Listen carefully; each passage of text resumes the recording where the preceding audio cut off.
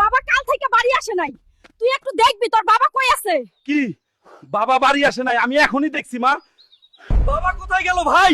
যদি বাবার কিছু হয় আমি পুরা দুনিয়া ধ্বংস করে দেব। হাল্ক, তোর বাবা কাদের ভাইকে টাকা দিতে পারে নাই, এই জন্য কাদের ভাই তোর বাবাকে উঠিয়ে নিয়ে গেছে। কি কাদেরের এত বড় সাহস? ওই কাদেরকে তো আমি ছাড়বো না। কি রে শালা, তুই আমার বাবাকে কেন ধরে নিয়ে আসছিস? আবে হাল্ক, তোর বাবা আমার থেকে 10 লাখ টাকা নিয়ে দিতে পারে নাই, এই জন্যই ধরে নিয়ে এসেছি। হাল্ক বেটা, তুই আমাকে মাফ করে দিস। তোর বোনের বিয়ের জন্য 10 লাখ টাকা দিছিলাম, এখন আমার কাছে কোনো টাকা নাই। তুই যে কোনো ভাবে 10 লাখ টাকা নিয়ে আয়, নইলে এরা আমাকে মেরে ফেলবে। আমি যেভাবেই হোক আজ 10 লাখ টাকা নিয়ে আসবো, কিন্তু এত টাকা আমি কোথায় পাবো? ও মনে পড়ছে, বাবার বন্ধু একবাল চাচার কাছে যাই। একবাল চাচা, আমার বাবার বড় বিপদের জন্য 10 লাখ টাকা লাগবে। আমার কাছে কোনো টাকা নেই রে। এত টাকা আমি এখন কোথায় পাবো?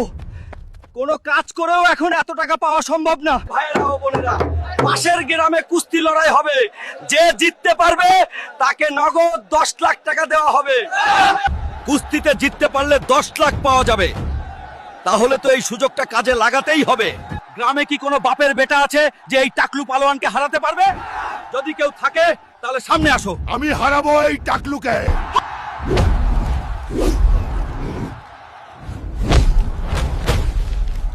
বন্ধুরা, তোমরা আমার শক্তি বাড়ানোর জন্য লাইক আর সাবস্ক্রাইব করে দাও, তাহলে আমি কুস্তিতে জিততে পারবো আর আমার বাবাকে বাঁচাতে পারবো।